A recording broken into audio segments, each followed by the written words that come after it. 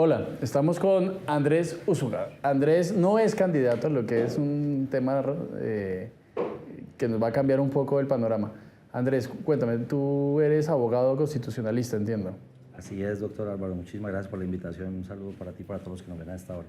Gracias, Andrés. ¿Y te ha gustado mucho el tema de la política, desde el punto de vista académico? Lo que pasa es que yo siento que cuando uno estudia el derecho público, el derecho administrativo, el derecho constitucional, es un derecho que está absolutamente ligado a la política.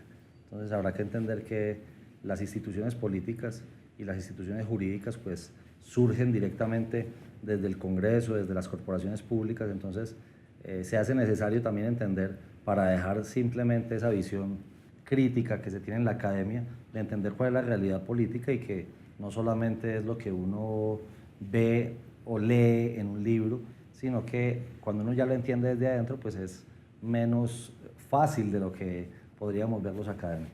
Y para entenderlo desde adentro, creo que te has enfocado mucho en los partidos. Sí.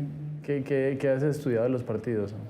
Estudiar al menos el origen de los partidos, no solamente a nivel internacional, sino cómo se reflejan esos partidos en Colombia, cómo nacieron los partidos políticos en Colombia tradicionales que durante tiempo tuvieron ese bipartidismo o esa hegemonía, el Partido Liberal, el Partido Conservador, cómo evolucionaron y después de la Constitución del 91, con esa explosión de movimientos que se vinieron, que llegaron a más de 70, y la reforma política del 2003, la reforma política del 2009, esas situaciones muy interesantes que creo que a veces los ciudadanos están muy alejados de eso, pero que es necesario que lo entiendan porque igual sigue siendo la forma en que se va a llegar al poder por parte de los representantes de ellos. Entonces digamos esto en dos partes. La primera parte es el surgimiento de los partidos tradicionales, el Partido Liberal y Conservador, que fueron los partidos dominantes hasta el 91.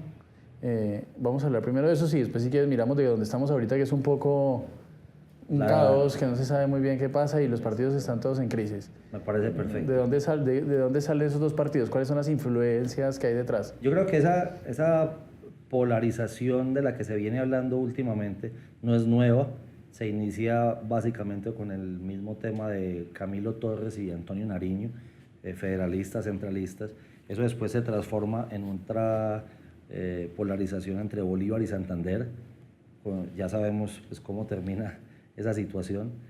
Y después se vienen los temas de los herederos de esas guerras, Obando, José Ignacio de Márquez, y en esas coyunturas, inclusive con la Constitución que hace poco cumplió 150 años de la Constitución de Río Negro, es más o menos para esa época en que nacen los partidos políticos, el liberal y el conservador. Ambos, habrá que decirlo, ambos desde el Partido Liberal. Simplemente el Partido Conservador fue una excisión del propio Partido Liberal.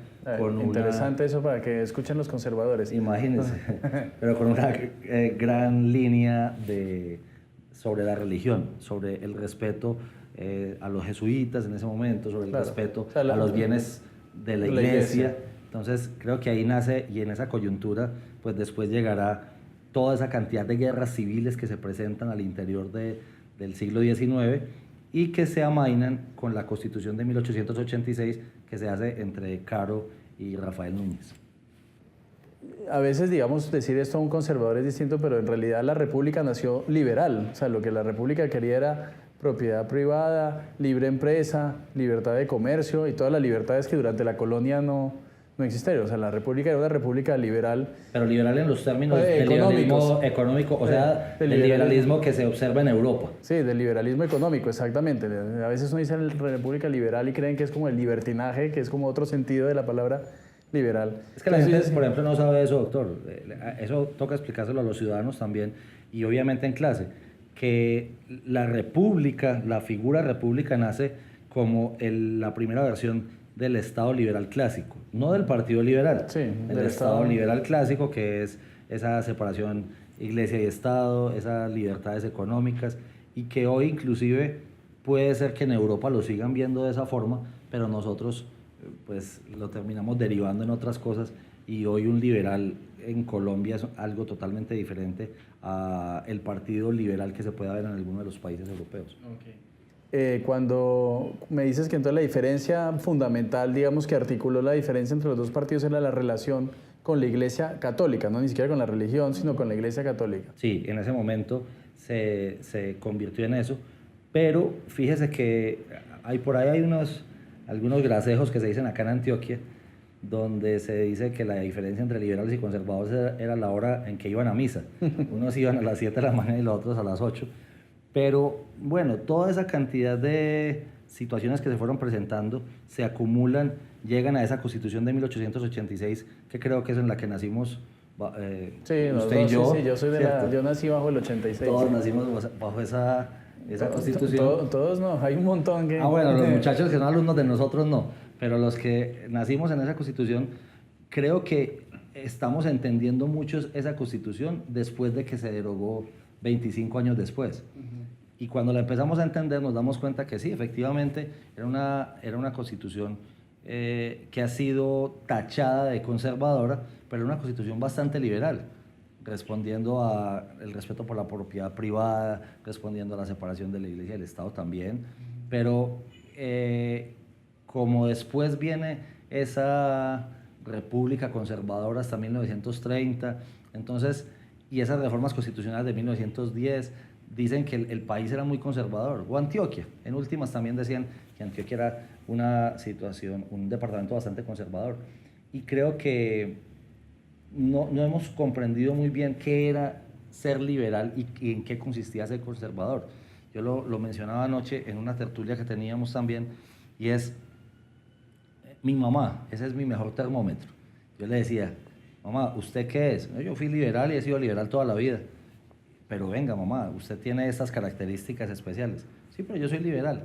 Ella no entendía que la verdad es que tenía un pensamiento más cercano al Partido Conservador, pero que en su familia, por tradición, siempre habían sido liberales, porque en el pueblo donde nació eran liberales, claro. Y porque pues toda su familia acogió las banderas del Partido Liberal sin entender muy bien los marcos ideológicos de cada uno de ellos, y creo que es parte de la pedagogía que debemos hoy hacer. A mí no me preocupa la polarización en que se está viviendo, y me parece que más que eso debe ser una buena oportunidad para enseñarle a los jóvenes y a todos los ciudadanos que hay ideologías distintas y no pasa nada con que se diferencien, y que unos tienen un pensamiento, otros siguen otro, pero que no hay por qué violentar a la persona que piensa distinto.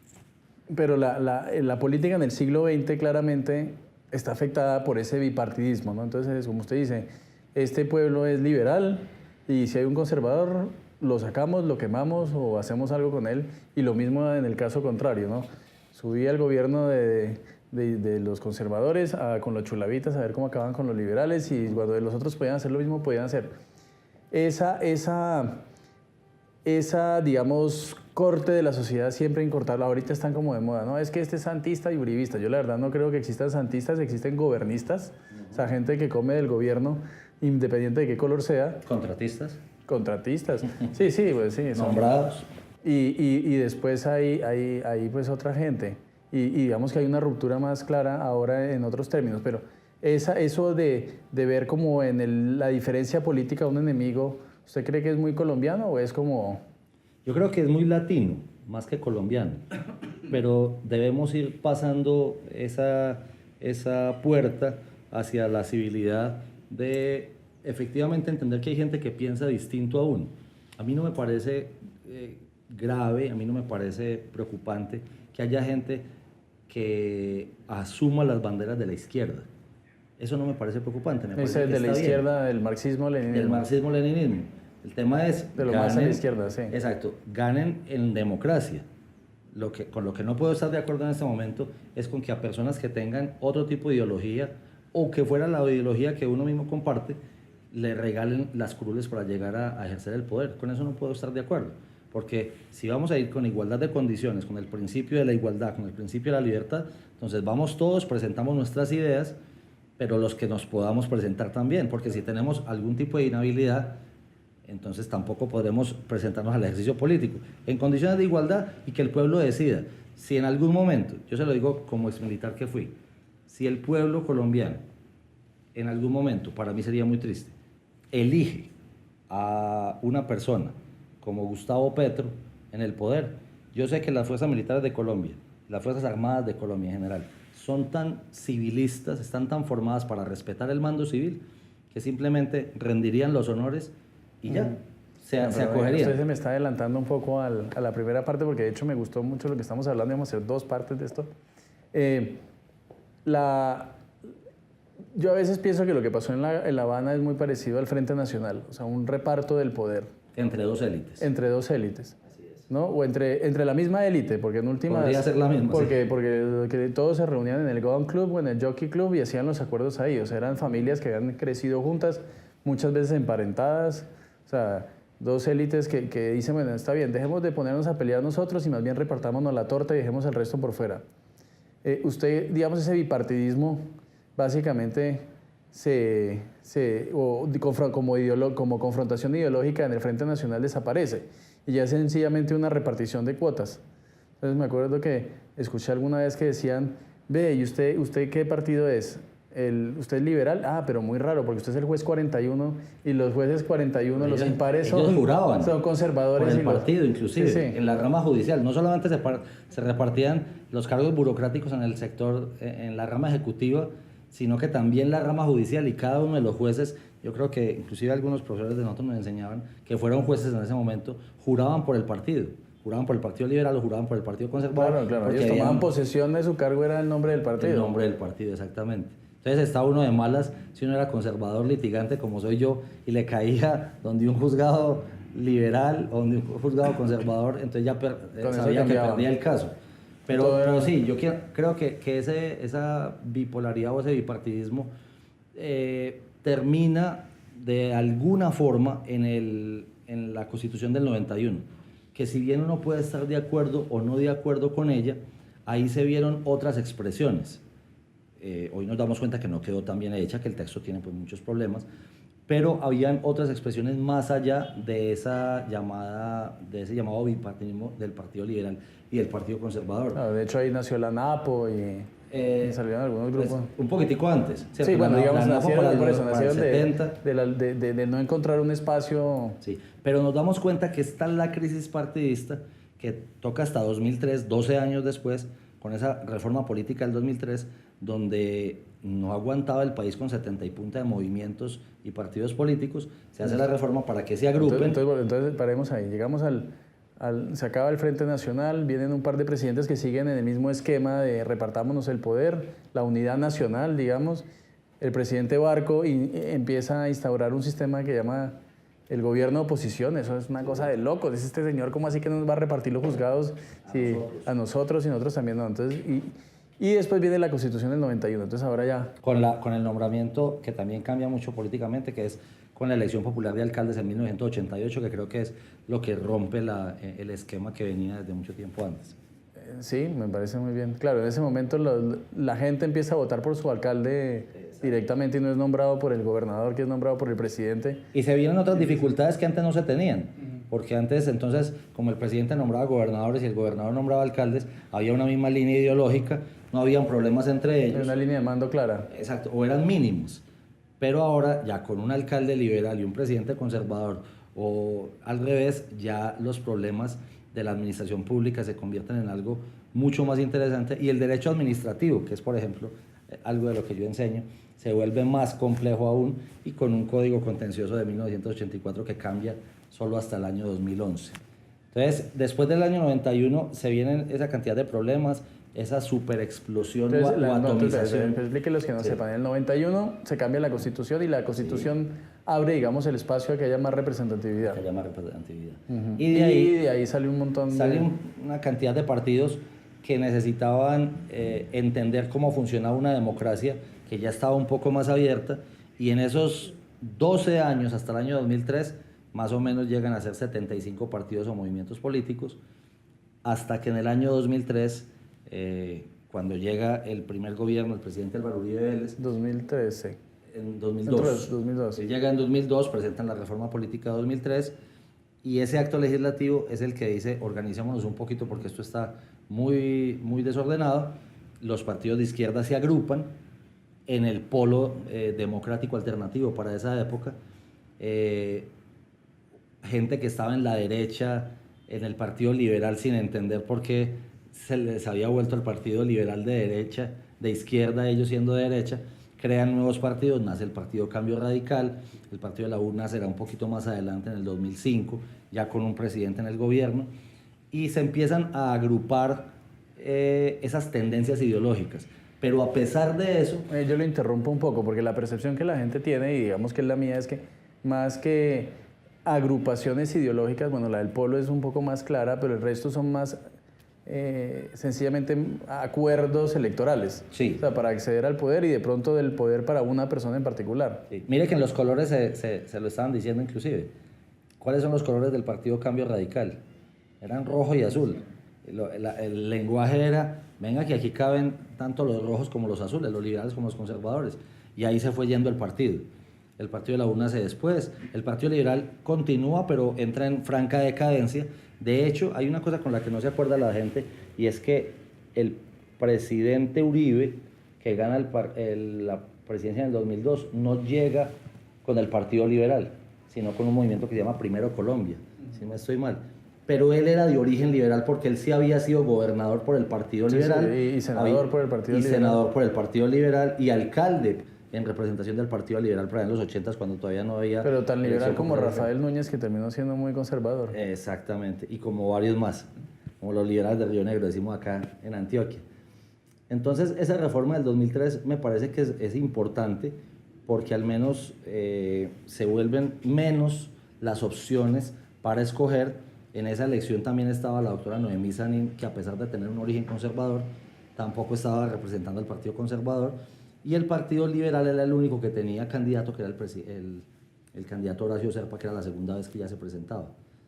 Creo que Álvaro Uribe cambia todo el modelo, y en esas elecciones de 2006, cuando disputa la presidencia con Carlos Gaviria Díaz, que saca una muy buena votación, creo que la mejor votación que ha sacado la izquierda en su historia, más de 2 millones de votos, viene la nueva reforma, un poco posterior, en el año 2009, y eso ha ido haciendo cosas buenas, pero también cosas que creo que no son tan convenientes. Yo hoy creo que hay gente que antes había gente de izquierda vergonzante, y la derecha como que siempre ha sido vergonzante. Hoy es más vergonzante la derecha que la izquierda, pero creo que la polarización... vergonzante. Que les da pena decir, a las personas que son de derecha les da pena decir que son de derecha. Porque se asume como... Sí, como fascistas, como... autoritarios, guerreristas. Y como confundiendo, por ejemplo, que haya una derecha con una extrema derecha, como confundir la izquierda con la extrema izquierda. Yo también estoy de acuerdo con la apreciación de Ortega y Gasset de que hablar de izquierdas y derechas es una forma moderna de la estupidez. Pero sí hay claramente unas agrupaciones en ideas, en ideología, que la gente pues debe al menos entender a qué ideas le va a apuntar el día de las elecciones. Porque lo que no nos puede seguir pasando, que lo veo tristemente en el ejercicio profesional, en el ejercicio social que uno hace, es que a la gente no le importa de qué partido vienes o en qué partido estás o qué ideología vas a defender, porque ni siquiera le entienden, sino que están por la persona. Y ese caudillismo yo creo que sí le hace mucho daño a la democracia. Pero ese caudillismo es en gran parte alimentado por Álvaro Uribe, que es en realidad el gran caudillo. Estábamos hablando antes... Pero fíjese que él es bien, cuando uno ha estado un poco cerca de él, dicen eso, pero al mismo tiempo hay que entender, si hay alguien que ha promovido partidos en Colombia, la creación del partido de la U con todo lo que haya pasado, es de Álvaro Uribe. Hoy el Partido Centro Democrático es un partido realmente organizado. Yo no conozco otro partido que tenga, por ejemplo, carnetización. No conozco un partido que haga una oposición seria, que no reciba mermelada, que de verdad haga una oposición como es en una democracia seria, como cuando los republicanos están en el poder, los demócratas en Estados Unidos hacen una oposición seria y están en el desierto burocrático durante los 4 o 5 años que dure el otro gobierno, pero están haciendo la oposición, están haciendo la tarea, y creo que eso es algo de rescatar del Partido Centro Democrático. Entonces, bueno, yo después iba a hablar de otra cosa, pero nos está acabando el tiempo. Entonces, ya como para concluir, entonces, ¿cuáles son las dos grandes, digamos, partidos que quedan o cuáles son los grandes partidos realmente ideológicos que hay ahora o no existen? Yo creo que partidos políticos en cuanto al tema jurídico, pues ahí quedan, están los que... o sea, pues están los que están, 4, 5, 6, que creo que van a ser los mismos que van a seguir entrando en la repartición cada que haya unas elecciones con la cifra repartidora, porque creo que a ningún otro movimiento ya le va a dar.